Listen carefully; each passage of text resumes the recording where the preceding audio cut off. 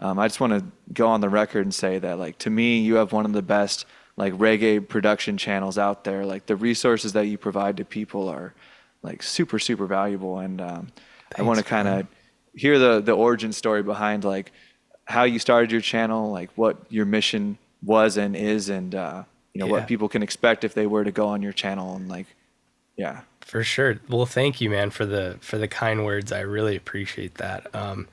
It was born. My YouTube channel started for fun, right? Yeah.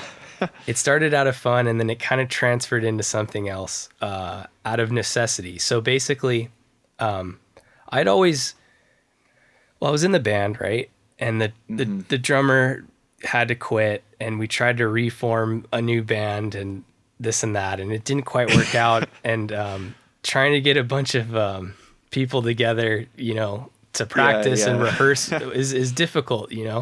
So I Yeah. just decided, hey, why don't I buy a laptop and like get GarageBand and like just do this on my own? Because I was the guy that came with all the rhythm ideas. and Yeah. and I really had the drive to like, let's make some great reggae. That's always been my thing.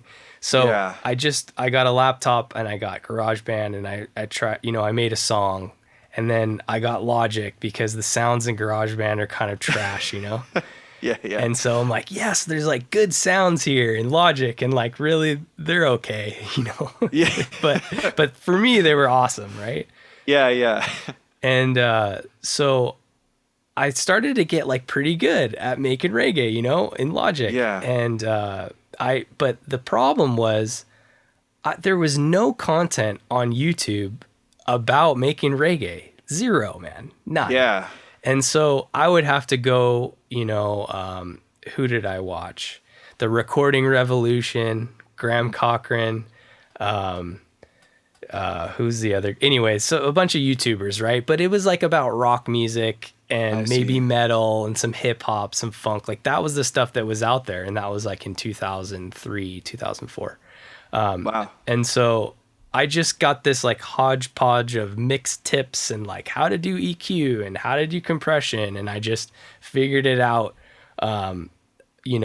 with reggae. But also, I did have one guy who kind of helped me. He told me like, okay, like the piano's here, and then the guitar is like just above that, and then the bubble organ just sits underneath that. And I'm like, what do you mean sits Mm. underneath? And like, so he kind of broke down to me how reggae should be mixed. And that was super valuable to me. So anyways, once I kind of got good, I'm like, I want to give back to YouTube because I did learn a lot, from those channels. And Yeah. so I made a tutorial that's just a screen capture of how to make a reggae song in Logic. And Yeah. man, I got so many comments like, this is awesome. Like, dude, you just showed me so much on, how to make reggae. And I Yeah. was like super pumped about it. I was shocked of the reception that I got, Yeah. for my first video or whatever. And so my wife was going to go out of town with my daughter. And so I had a week coming up. And so I'm like, okay, what am I going to do? I'm going to do like a series on reggae, right? And Yeah. so that video series is called Kahn's Reggae Production Corner. And like the Nice. lighting is terrible. I'm like in my little studio that's like my daughter's crib behind me. And I got like my one guitar, my Scarlett like Focus Yeah. right, like little 2i2.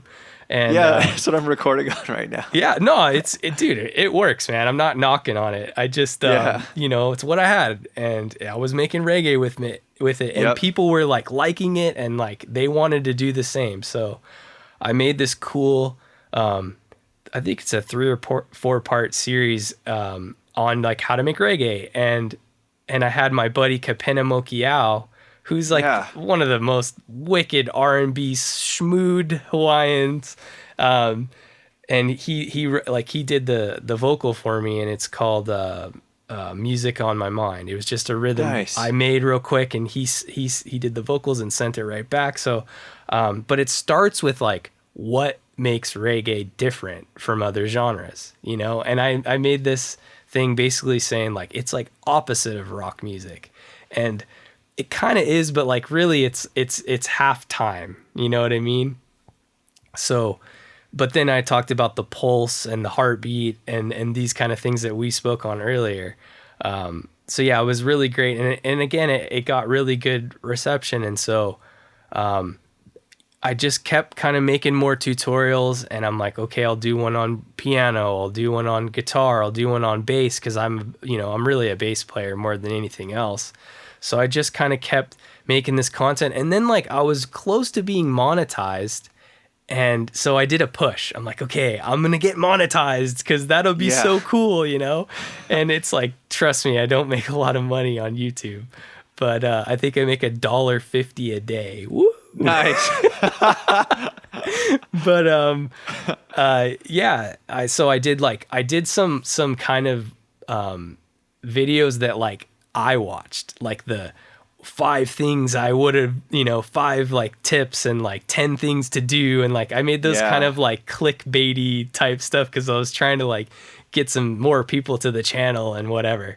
And then, after a while I started, I took it less serious. I did about 1 a month, and then it became like every 3 months. And then now it's like, it's whenever I get a chance, but that's just because I've been learning to just become a better multi-instrumentalist, Yeah. So yeah, people can expect, it's just about reggae, man. I've got like some drum videos, some like how to make realistic sounding drums with samples. Yeah. And, I sell some sample packs and stuff, which the reason I made the sample pack is the same reason that I made the channel, which is they didn't exist. Yeah. Yeah. So like really good reggae sounds specifically. yeah, like, well, I was just kind of getting sick of the sounds in Logic, right? It's like, okay, I started in GarageBand, and then I went to Logic, and then I was using Logic, and then a buddy of mine gave me some snare samples, and I was like, hey, that was Josh Servant. Big up Josh Servant. He has a YouTube channel, and he does some cool stuff, so go check him out.